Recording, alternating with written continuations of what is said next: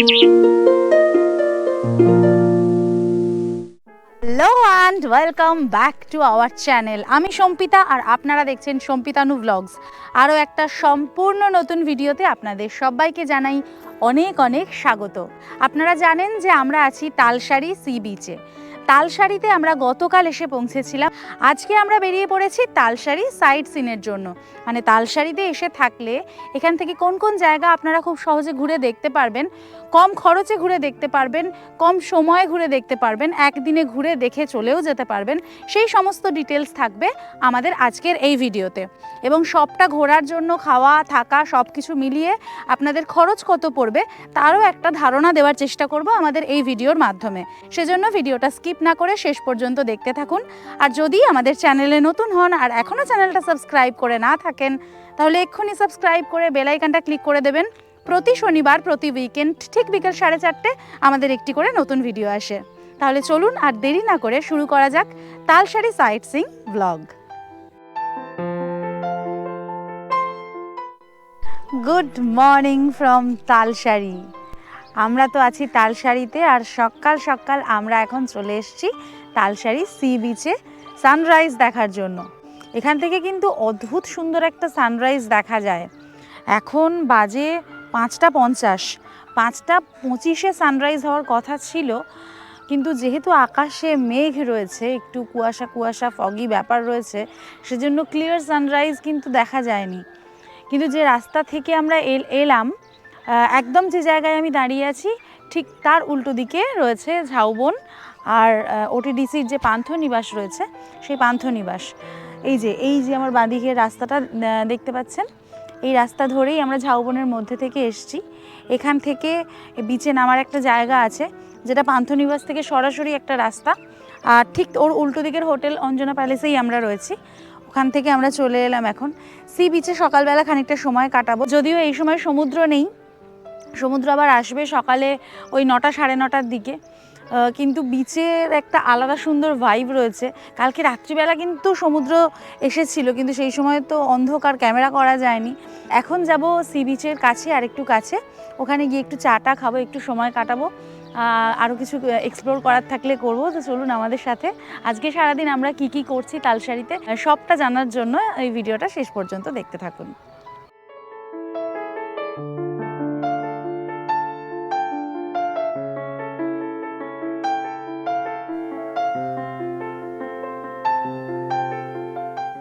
কাছে এসছি এখন আমরা। সকালবেলার ভাইবটা দেখুন। যেটা বলছিলাম যে চড়কের মেলা আছে চন্দনেশ্বরে, সেজন্য প্রচুর ভক্ত সমাগম হয়েছে এইখানেও। আর সকালবেলা প্রচুর মানুষ এসছেন এই বিচে।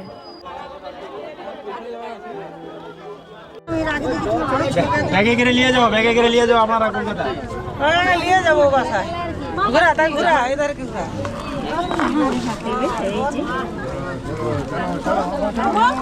চলে এসছি এখন আমরা তালসারি সি বিচের একদম মাঝখানে। দেখতে পাচ্ছেন আমার পিছন থেকে, যেখান থেকে আমরা এলাম সেখান থেকে নেমে কিছুটা জল পেরিয়ে এই জায়গাটায় আসতে হয়েছে। এই জায়গাটা যেখানে দাঁড়িয়ে আছে এটা কিন্তু বেশ কিছুটা উঁচু জায়গা, আর তার পাশে এখানে অনেকটাই ঢালু, অনেকটাই নিচু, আর মানুষ তো প্রচুর, যেটা আমি বলছিলাম। সেই জন্য একটা আলাদা ভাইব কাজ করছে আজকে বিচে। প্রচুর ভক্ত সমাগম হয়েছে চন্দনেশ্বর মন্দিরে, এবং সেই ভক্তরা সমস্ত সকালবেলা কিন্তু এইখানে চলে আসছেন। তো যে কারণে একদম গম গম করছে তালসারি সি বিচ আজকে, খুবই ভালো লাগছে। চড়কের মেলার যে ভক্ত সমাগম, সেই সমস্ত ভক্তরা কিন্তু এইখানে এই বঙ্গোপসাগরে আসছেন, এবং তাদের মুখে মুখে শোনা যাচ্ছে যে একবার গিয়ে মা গঙ্গাকে ছুঁয়ে আসি। মানে তাদের কাছে এটা গঙ্গার সময় পবিত্র বলে মনে করছেন তারা। এখন 6:45 বাজে, প্রচুর মানুষজন আছেন, যেটা আমি বারবার বলছি। তার উপরে আজকে আবার নীল ষষ্ঠী আছে, তো যে কারণে আরও বেশি মানুষজন রয়েছেন, এবং 2 দিন বাদেই আমরা নতুন বছরে প্রবেশ করব। সেই জন্য ভীষণ ভীষণ ভালো লাগছে। আপনারা যদি এই বছরের এই সময়টাতে এখানে আসেন তাহলে কিন্তু একদম অন্য রকম একটা রূপ দেখতে পাবেন এই তালসারি সি বিচের।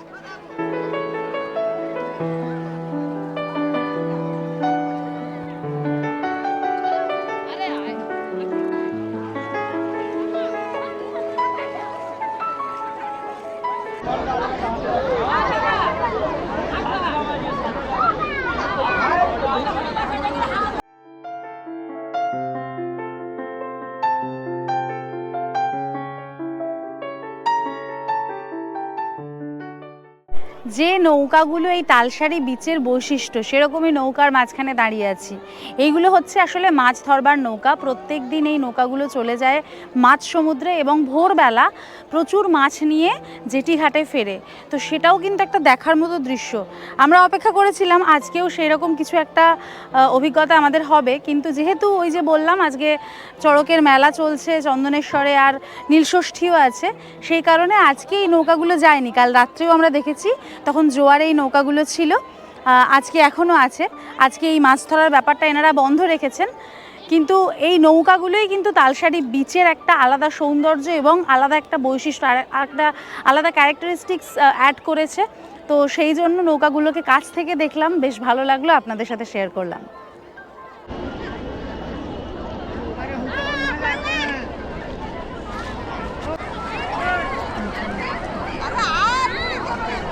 শুনলাম চন্দনেশ্বরের মন্দিরে নাকি প্রায় 5 লক্ষ ভক্ত সমাগম হয়েছে।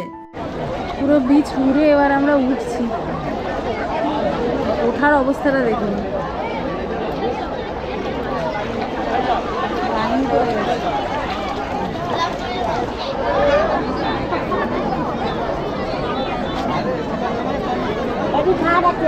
उठे नामे देगा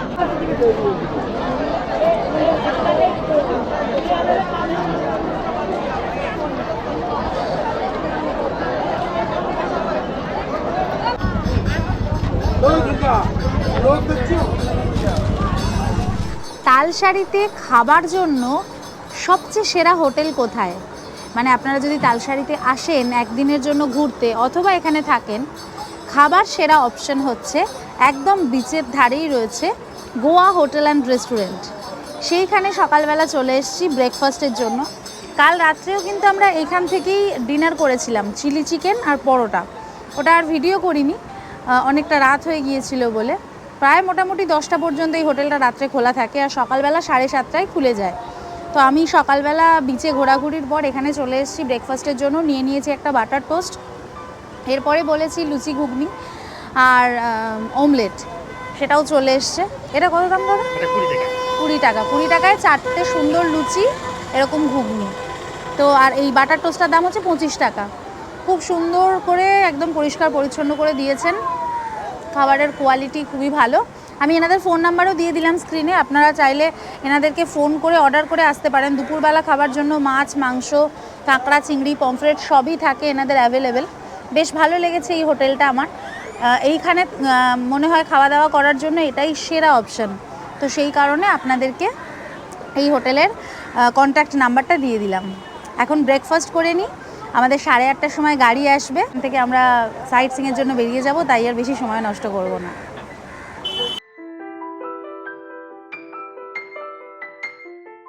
বেলা বাড়ার সাথে সাথে তালসারি বিচে ভক্তের ঢল নামছিল।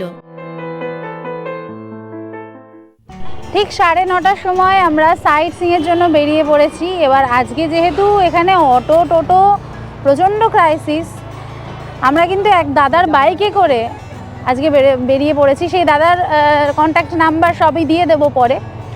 এখন দেখুন আকাশ বেশ মেঘলা হয়ে রয়েছে, টেম্পারেচারও মোটামুটি ওই 28-29 ডিগ্রি।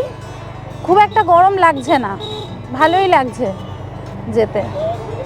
আর পুরো রাস্তা দেখুন, পুরো ভক্ত সমাগম। এখন এখান থেকে চন্দনেশ্বরের রাস্তা পর্যন্ত এরমই থাকবে। চন্দনেশ্বরে আমাদের ইচ্ছা আছে বিকেলের দিকে আসার, মানে ফেরার সময় যাওয়ার। এখন আমরা প্রথমে যাব বিচিত্রপুরে।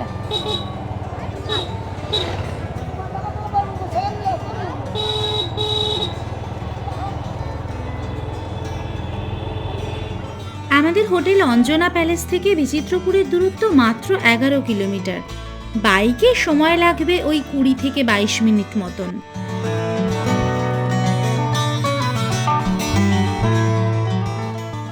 আমাদের বাইকের দাদা খুব সুন্দর ভেতরের রাস্তা ধরে আমাদেরকে নিয়ে যাচ্ছিলেন বিচিত্রপুরের উদ্দেশ্যে।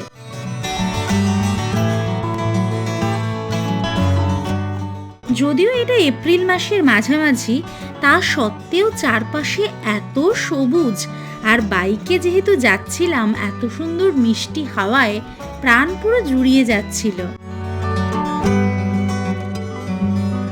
আর এই যে রাস্তা দিয়ে যাচ্ছি, এই রাস্তায় বাঁদিকে চলে গেছে বিচিত্রপুর নেচার ক্যাম্পের দিকে, আর আমরা এলাম এই রাস্তা ধরে।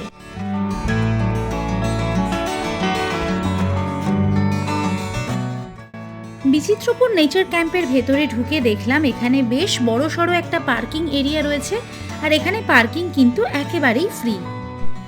চলে এসেছি বিচিত্রপুর, যেখান থেকে বোটিং হয় সেই বোটিং পয়েন্টে। এখান থেকে বোটিংয়ে যাওয়ার জন্য টিকিট কাটতে হয়। টিকিট কাটার জন্য বিভিন্ন রকমের বোট রয়েছে, 6 সিটার, 8 সিটার, 9 সিটার। সেই ভাড়া তো আমি দেখিয়ে দিলাম স্ক্রিনে। আর যদি আপনারা শেয়ারে যান, মানে রিজার্ভ করে যেতে পারেন এরম টাকা দিয়ে। আর যদি আপনারা শেয়ারে যান, মানে ধরুন আপনারা 3 জন আছেন, আচ্ছা 6 সিটারের একটা বোটে গেলেন, সেখানে আরও 3 জনের জন্য আপনাদেরকে ওয়েট করতে হবে। আসলে মোটামুটি পার হেড 200 টাকা করে ভাড়া পড়বে।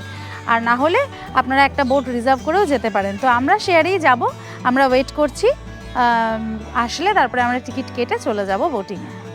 আর এই হলো টিকিট কাউন্টার।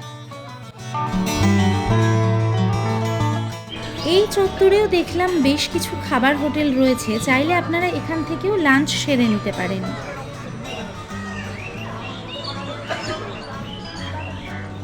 আমাদের কো প্যাসেঞ্জারদের জন্য ওয়েট করতে করতে চারপাশটা একটু ঘুরে দেখছিলাম। খুব সুন্দর এইখানে চারপাশটা, এবং সবচেয়ে বড় কথা এখানে খুব পরিষ্কার পরিচ্ছন্ন জেন্টস এবং লেডিস উভয় টয়লেটও রয়েছে।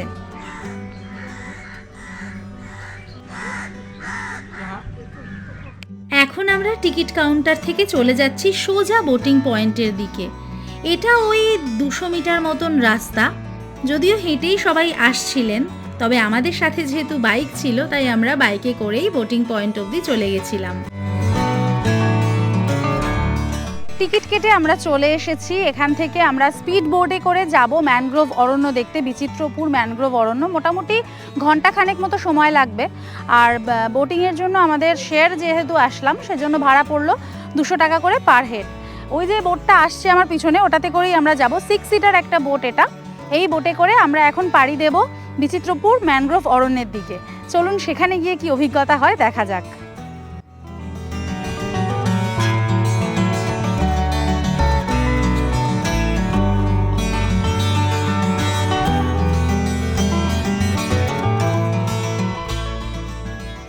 এই যে আমরা উঠে গেলাম বোটে, এই দেখতে পাচ্ছেন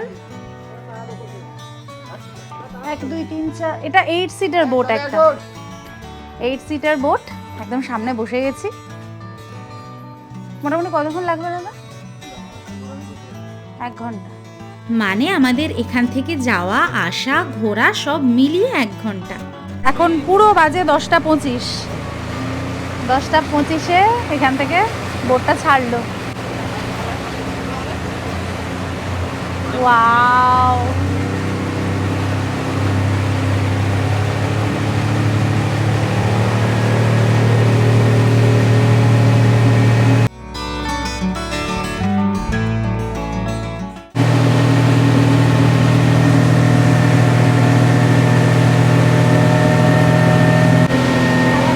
পাখিটা দেখো।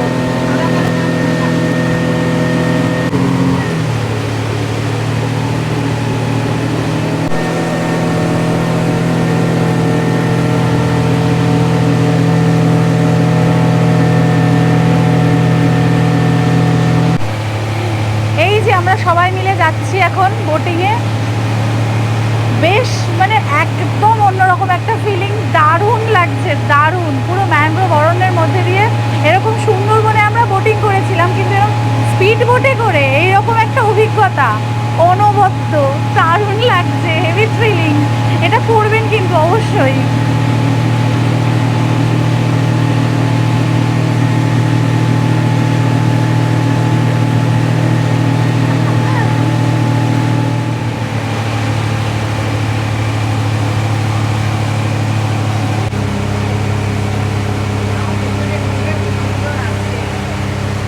এই যে দেখুন, এই যে স্টেশন, এইখানেই আমরা নামবো। চলে এসছি ম্যানগ্রোভ যে অরণ্য, সেইখানে আমাদের 5 মিনিট লাগলো। 10:30 বাজে পুরো, এখন পাকা 5 মিনিট সময় লাগলো।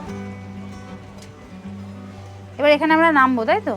এটা ঘোরার জন্য কতক্ষণ সময়? আধ ঘন্টা 40 মিনিট সময়। আর আমরা সবাই যারা একসাথে এসেছি এই বোটটাতে, আমরাই সবাই ফিরবো আবার।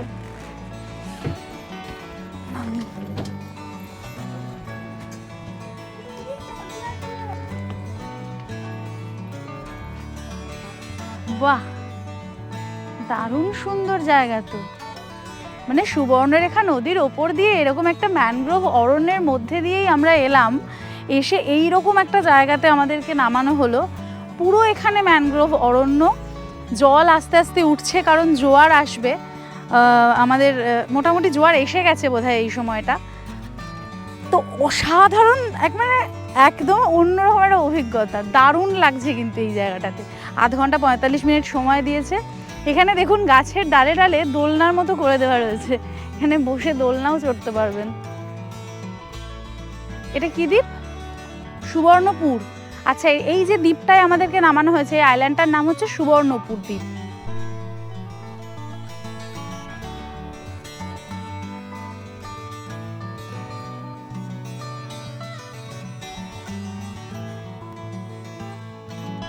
বিচিত্রপুর ম্যানগ্রোভ অরণ্য প্রকৃতির এক অনন্য উপহার। ভারতের পূর্ব উপকূলে ওড়িশা রাজ্যের সুবর্ণরেখা নদীর মোহনায় অবস্থিত এই বিচিত্রপুর ম্যানগ্রোভ অরণ্য আপনাকে মুগ্ধ করবেই।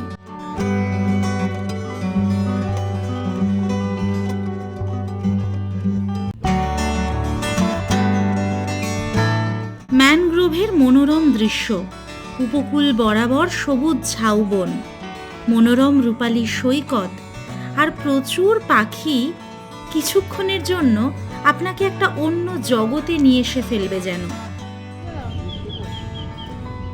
এখানে পাখির ডাকটা লক্ষ্য করুন।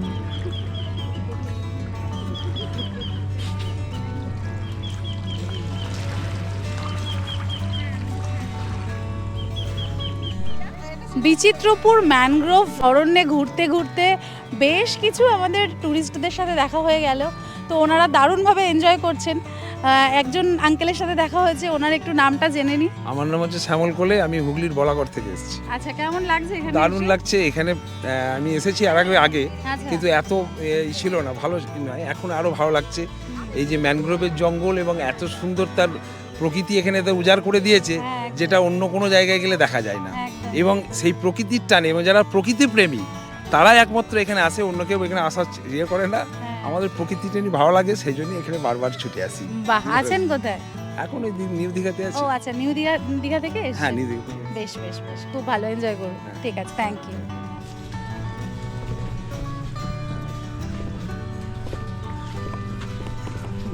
কথা বলে নেবো আমাদের যারা বোট রাইডের সহযাত্রী, সেই দাদা দিদিদের সাথে একসাথে আমরা এসেছি। আগে আপনাদের নাম বলুন। আমার নাম জয়ন্তী মল্লিক। আমার নাম জয়শ্রী মজুমদার। আমার নাম অভিজিৎ মল্লিক। আর এই যে আমাদের দুজন বড় বড় সদস্য আছে। আমরা সব আমার নাম অভিজ্যোতি মল্লিক। একই যাত্রা। তোমার নাম বলো। বলো। অর্কজ্যোতি মল্লিক। আচ্ছা, ওরা কি জমজ? ওরা জমজ। ও আচ্ছা, হ্যাঁ, কোথা থেকে এসেছেন? আমরা বেহালা শখের বাজার থেকে এসেছি। কেমন লাগছে এখানে? সুন্দর। তারপর তোমাদের সঙ্গে একসঙ্গে এসে আরো ভালো লাগছে। আমাদেরও খুব ভালো লাগছে।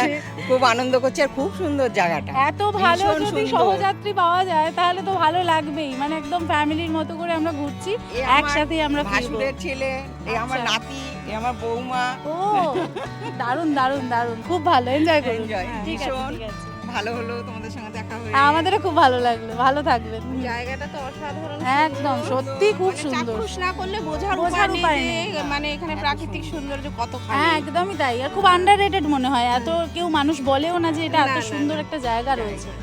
এখন এটা অবিটি হয়ে গেছে।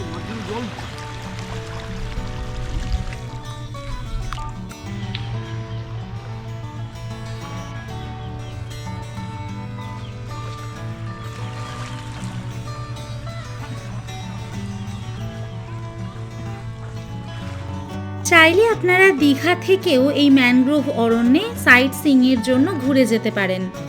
দীঘা স্টেশন থেকে বিচিত্রপুর ম্যানগ্রোভ অরণ্যের দূরত্ব হলো 14 কিলোমিটার। গাড়িতে সময় লাগবে 8 ঘন্টা মতন। দীঘা স্টেশনের পাশ থেকে আপনারা টোটো অথবা অটো বুক করে চলে আসতে পারেন এই ম্যানগ্রোভ অরণ্যে। তবে আমি বলবো চেষ্টা করবেন অটো বুক করে আসার, সেক্ষেত্রে আপনাদের সময় কিছুটা সাশ্রয় হবে। অটোতে 600 থেকে 800 টাকার মধ্যে ভাড়া চাইবে, তবে অবশ্যই দরদাম করে নেবেন।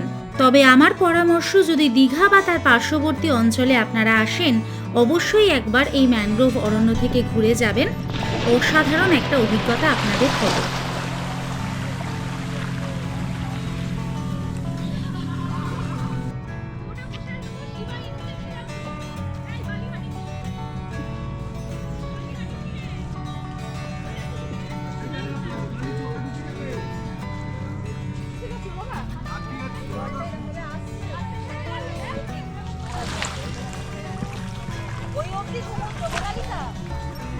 সবাই মিলে দারুণ মজা করে কখন যে 45 মিনিট সময় কেটে গেছে বুঝতেই পারিনি।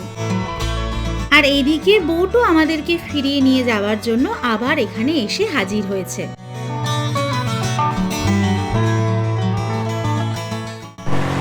বিচিত্রপুর ম্যানগ্রোভ অরণ্য থেকে আমরা ফিরে যাচ্ছি আবার স্পিড বোটে করে। পুরো 1 ঘন্টা আমরা এখানে থাকলাম। এখন 11:35 বাজে। আমরা এখন রওনা দিয়েছি আবার ওই দিকের উদ্দেশ্যে। দারুণ মজা করলাম, দারুণ।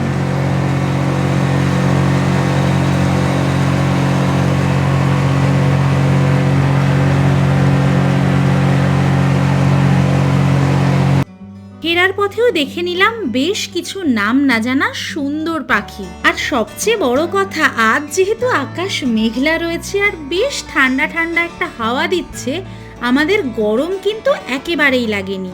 5 মিনিটের মধ্যেই আবার আমরা পৌঁছে গেলাম। পুরো 11:15 বাজে আমরা চলে এসেছি এইদিকে জেটিতে। এখানে টাইমিং ব্যাপার হচ্ছে, সকালবেলা যখন থেকে জোয়ার শুরু হয় সেই সময় থেকে এখানে ম্যানগ্রোভ অরণ্যে নিয়ে যাওয়া শুরু হয়। আর আজকে যেমন বেলা 2টো পর্যন্ত জোয়ার থাকবে, তাই 2টো পর্যন্ত ওদিক থেকেও ওনারা ব্যাক করিয়ে আনবেন। আর এখানে আসার সময় আরেকটা কথা যেটা একদম আপনারা মাথায় রাখবেন, সাথে কিটো বা স্যান্ডেল সাথে রাখতে পারেন অথবা পরে আসতে পারেন। সেক্ষেত্রে কি হবে, পুরো ম্যানগ্রোভ অরণ্যটাকে আপনারা এক্সপ্লোর করতে পারবেন। কারণ কিছু কিছু জায়গায় যেহেতু জল জমে আছে, আমি যেমন স্পোর্টস শু আর মোজা পরে আছি বলে ওই জায়গাগুলো মানে কভার করতে পারিনি, ওদিকটা আর যেতে পারিনি। কিন্তু যদি সাথে কিটো থাকতো আর একটুখানি 3/4 বা কেপরি টাইপের এরকম কিছু একটা পরতাম, তাহলে হয়তো যেতে পারতাম, তাহলে আরও বেশি ভালো লাগতো। আমি পারিনি, কিন্তু আপনারা আসলে যেতে পারেন, সেই জন্য আপনাদেরকে এই পরামর্শটা দিয়ে রাখলাম।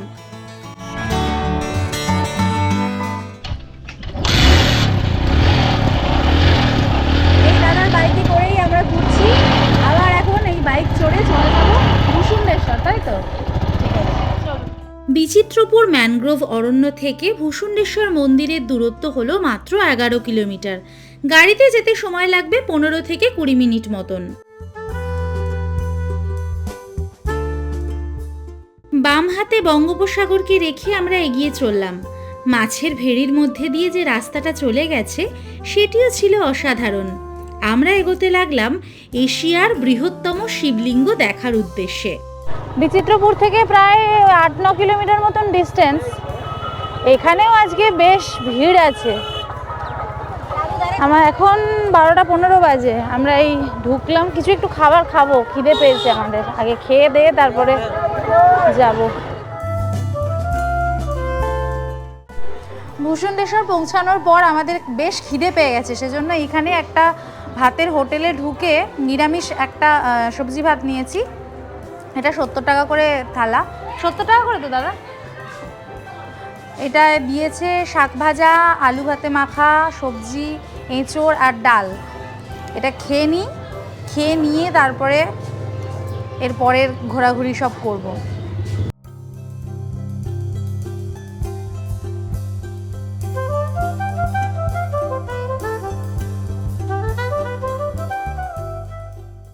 ভূষুণ্ডেশ্বর মন্দিরটি ওড়িশা রাজ্যের বালাসোর জেলার কুড়িগাদি ভোগরাই ব্লকে অবস্থিত।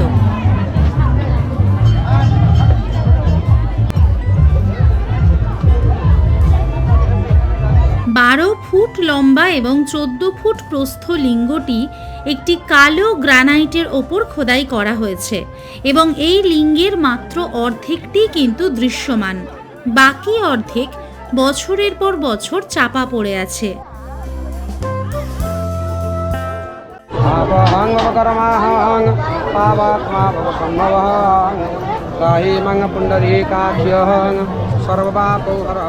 লিঙ্গটিকে ভালো করে খেয়াল করলে লক্ষ্য করবেন এটি কিন্তু ডান দিকে একটুখানি হেলে রয়েছে। বর্তমানে এশিয়ার বৃহত্তম শিবলিঙ্গ হলো এই ভূষুণ্ডেশ্বর মন্দিরের শিবলিঙ্গটি। এর পিছনে প্রচুর পৌরাণিক কাহিনীও বর্ণিত রয়েছে, ঠিক যেমনটা থাকে অন্যান্য মন্দিরের ক্ষেত্রে। তবে সেই পৌরাণিক কাহিনী ছাড়াও এখানকার মানুষের মধ্যে, অর্থাৎ স্থানীয় মানুষের মধ্যে এই মন্দিরের প্রতি বিশ্বাস কিন্তু অগাধ। তা আপনারা দেখতেই পাচ্ছেন এখানে এই নীল ষষ্ঠীর দিন ভক্ত সমাগম দেখে।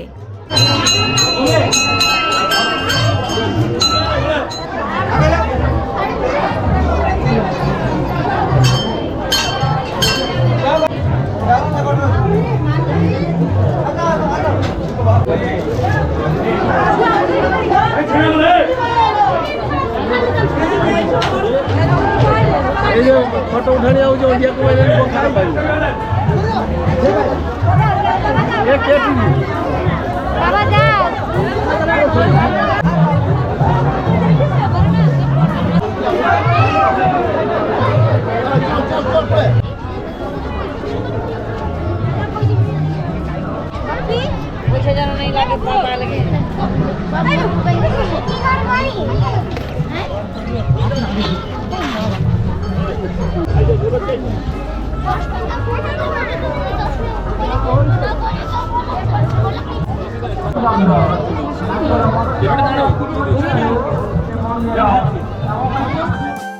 ভূষণ্ডেশ্বর মন্দির দর্শন করে এবার আমরা ফেরার পথ ধরলাম।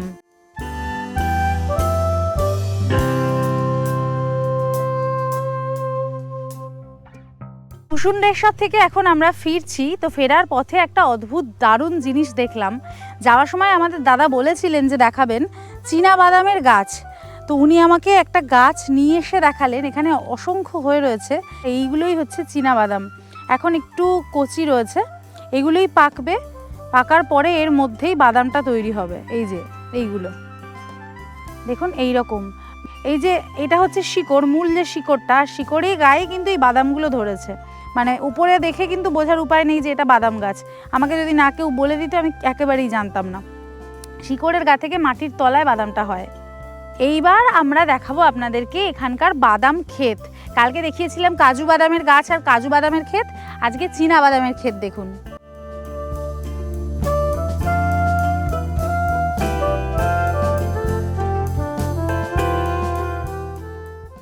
এই যে দেখুন এখন আমরা কোথায় ঢুকেছি, পানের বরজ বলে, মানে পান যেখানে চাষ করা হয়।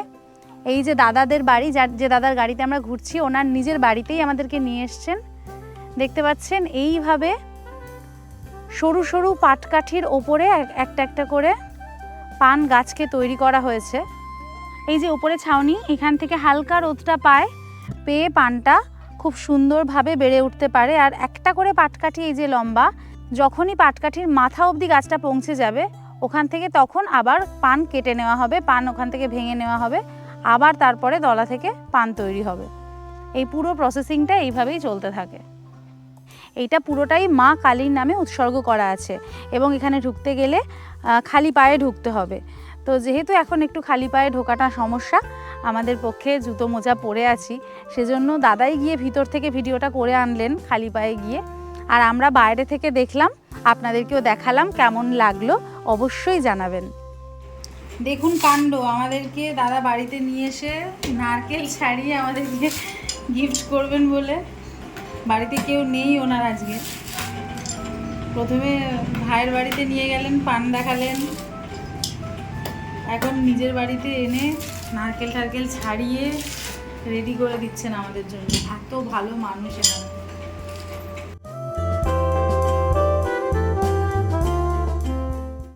দারুণভাবে সাইট সিইং করে আবার আমরা চলে এসেছি তালসারি সি বিচে। এখানে কিন্তু একটা খুব গুরুত্বপূর্ণ ইনফরমেশন আপনাদেরকে দেওয়ার আছে। যে দাদার সাথে আমরা ঘুরেছি, খগেন্দ্রদা, অসাধারণ মানুষ, উনি আপনাদেরকে কিছু গুরুত্বপূর্ণ ইনফরমেশন দেবেন। দাদা বলে দিন। আমাদের তালসারি থেকে এখানে বাইক ভাড়া পাওয়া যায়। বাইকে আমরা দুজন করে 100 টাকা নেই, পুরো সিবিটা ঘুরাই, লাল কাঁকড়া দেখাই, এই সুবর্ণরেখা নদীকে যেখানে বঙ্গোসাগর মিষ্টি দেখাই, প্রায় বাংলা শুটিং এখানে সব শুটিং হয়, ওগুলো দেখাই। পুরো সিবিটা আমরা 15-20 মিনিটের মধ্যে ঘুরি, দুজনে 100 টাকা আমরা নিই। আচ্ছা, আপনার ফোন নাম্বারটা একটু বলে দিন। আমাদের কন্ট্যাক্ট নাম্বার হচ্ছে 7381515597। মানে এই নাম্বারে যোগাযোগ করলে আপনি বাইকে করে নিয়ে যাবেন। আর কেউ যদি বাইক ভাড়া নিতে চায় তাহলে তাও বাইক ভাড়া দেওয়া হয়। সেটাতে কিরকম ভাড়া পড়বে? 200 টাকা, যে পার্সোনাল চালিয়ে যাবেন এটা 200 টাকা ভাড়া, সঙ্গে আমাদের একজন গাড়ি যাবে। আচ্ছা, দুটো গাড়ি 200 টাকা হয়ে গেল। আচ্ছা, কতক্ষণ? ওই 15-20 মিনিট। আচ্ছা আচ্ছা, বেশ বেশ বেশ। আর পুরো এই সাইট সিং এর জন্য কি বাইক ভাড়া এখান থেকে পাওয়া যায়? না, কেবল সি বিচে ঘোরার জন্য বাইক ভাড়া পাওয়া যায়। আচ্ছা আচ্ছা, বেশ বেশ বেশ, ঠিক আছে, থ্যাংক ইউ।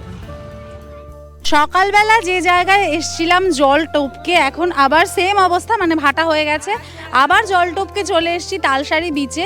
যে জায়গায় আমি দাঁড়িয়ে আছি ভাটার সময়, অন্য সময় হলে এই জায়গা থেকে কিন্তু বাইকে করে দাদারা ঘোরান, মানে দাদারা যে বাইক ঘোরানোর কথা বললেন, আমাদের এখানে বাইক ঘোরানো হয় পার হেড, এই দুজন মিলে 100 টাকা নেই বাইকে। ভাটার সময় বাইক চলে আর জোয়ারের সময় এই বোটগুলো চলে। আচ্ছা, আর বোটগুলো নিচ্ছে পার হেড 100 টাকা করে। বোটগুলো কোথায় নিয়ে যায়? দ্বীপের উপরে নিয়ে যায় বোটগুলো, আচ্ছা। পার হেড 100 টাকা করে নিয়ে। কতক্ষণ ঘোরাবে? বোটের টাইমে নেই, আধ ঘন্টা উপর। আধ ঘন্টার উপরে ঘোরাবে। বাহ, তাহলে জোয়ারের সময় আসলে বোটে চড়ে ঘুরতে পারবেন, আর ভাটার সময় আসলে বাইকে করে বিচে ঘুরতে পারবেন। দুটোই ইউনিক অভিজ্ঞতা হবে। এখন আমরা রেড ক্র্যাব বিচে যাচ্ছি, মানে তালসারি বিচ থেকে বাঁদিকে চলে আসলে রেড ক্র্যাব বিচ বা লাল কাঁকড়া বিচ রয়েছে, যেখানে রয়েছে প্রচুর লাল কাঁকড়া, যাদেরকে ক্যামেরায় ধরা প্রায় অসম্ভব, কিন্তু সামনাসামনি আপনি কিন্তু এখানে আসলে প্রচুর লাল কাঁকড়া দেখতে পাবেন। এখানে এসে দাদা আমাদেরকে বললেন উনি লাল কাঁকড়ার গর্ত থেকে কাঁকড়া বের করে আমাদেরকে দেখাবেন। শুনে বেশ অবাক হয়ে গেলেও অপেক্ষা করছিলাম সেই আশ্চর্য ঘটনাটি ঘটার জন্য।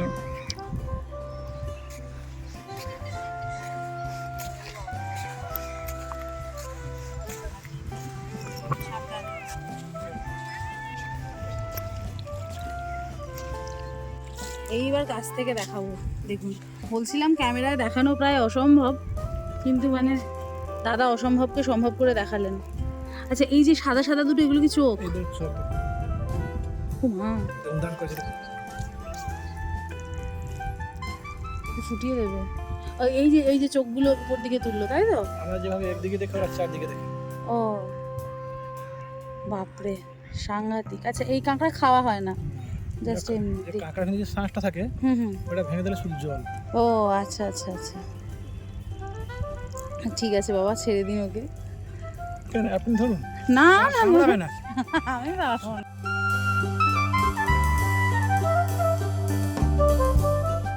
এত সুন্দর একটা সি বিচে ইতিউতি ছড়িয়ে রয়েছে কিছু মদের বোতল আর ভাঙা কাঁচের টুকরো।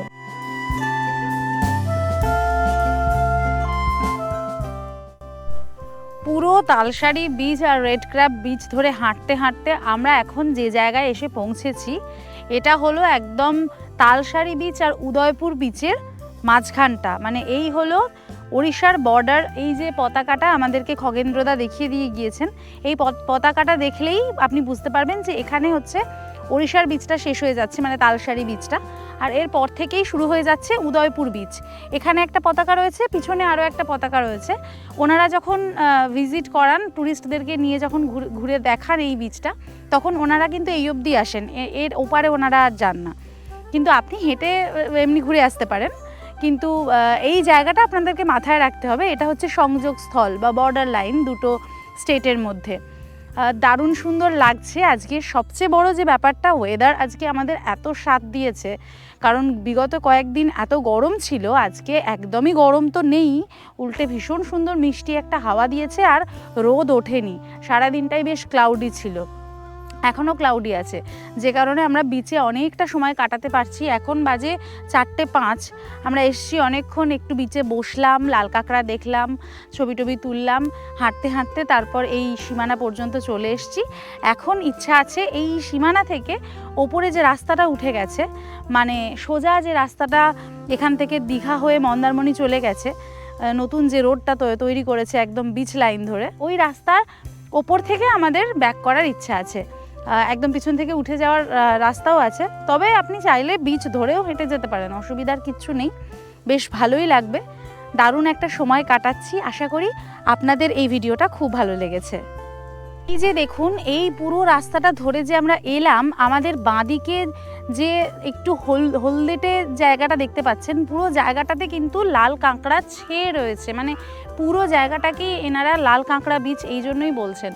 আর ওই রাস্তা ধরেই আমরা এখন ফিরবো, ওই যে ঝাউবনের পাশের যে রাস্তাটা, নতুন তৈরি হওয়া রাস্তা, দেখুন ওই রাস্তা ধরে গাড়িও যাচ্ছে, মানে গাড়ি করে যদি আপনারা আসেন কলকাতা থেকে বা দীঘা থেকে, মন্দারমণি থেকে, তাজপুর থেকে, তাহলে কিন্তু গাড়িতে এসে এই বিচটা দেখে ঘুরে আবার চলেও যেতে পারেন, সেক্ষেত্রেও খুবই ভালো লাগবে আপনাদের, সাইট সিইং হিসাবেও তালসারিকে রাখতে পারেন।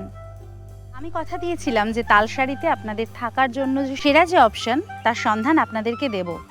তো সেরা অপশন বলতে আমরা যেখানে আছি, অর্থাৎ অঞ্জনা প্যালেস, খুবই ভালো সেখানকার সার্ভিস। আর নাম্বার 2তে তার ইকুইভ্যালেন্টে যদি আমি রাখতে চাই, তাহলে সেক্ষেত্রে অঞ্জনা প্যালেসের ঠিক উল্টো দিকে রয়েছে ওটিডিসি পান্থনিবাস, বেশ বড় কম্পাউন্ডের মধ্যে খুব সুন্দর এই হোটেলটা। আপনারা চাইলে একদম বিচের ধারে এখানেও এসে কিন্তু থাকতে পারেন। যদি অঞ্জনা প্যালেসে রুম না পান, সেক্ষেত্রে আমার পরামর্শ থাকবে যে আপনারা এখানে আসুন।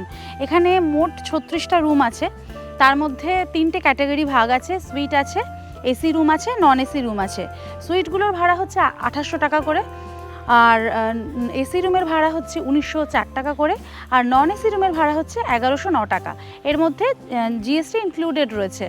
আপনারা বুকিং কিভাবে করবেন, এখানে ওটিডিসির যে ওয়েবসাইট আছে সেটা আমি দিয়ে দিলাম স্ক্রিনে, ওখানে গিয়েও আপনারা বুকিং করতে পারেন যদি আগে থেকে করতে চান। আদারওয়াইজ যদি আপনাদের সাডেন প্ল্যান হয় সেক্ষেত্রে এখানে চলে এসে স্পট বুকিংও করতে পারেন।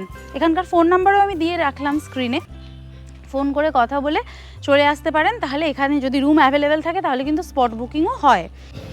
পিছনে হলো তালসারি অটো স্ট্যান্ড, ডান দিকে হচ্ছে আমাদের হোটেল অঞ্জনা প্যালেস, এই একদম তার উল্টো দিকে হচ্ছে ওটিডিসি পান্থ নিবাস, আর একদম তার অপোজিটে যে পিচের রাস্তাটা চলে যাচ্ছে এই রাস্তাটা দিয়ে চলে গেলেই চলে যাবেন হোটেল শ্রী হিনে। ওটাও এখানকার ভীষণ ভালো একটা হোটেল। আমরা ফোন নাম্বার দিয়ে দিলাম, আর সময়ের অভাবে হোটেলটা দেখাতে পারলাম না, তবে আপনারা কিন্তু ফোন করে চলে আসতে পারেন ওখানে। ওটাও খুবই ভালো একটা হোটেল, আমরা এলাকার লোকের সাথে কথা বলে দেখলাম। চলুন এবার দেখে নিই আজ সারাদিন তালসারিতে সব মিলিয়ে আমাদের মোট কত খরচ হয়েছে। আমাদের তালসারির গল্প এখানেই শেষ। আগামীকাল আমরা সকাল 10:35 দীঘা হাওড়া তাম্রলিপ্ত এক্সপ্রেস ধরে বাড়ির পথে রওনা দেব। কেমন লাগলো আপনাদের আমাদের এই তালসারি সিরিজ জানাতে ভুলবেন না।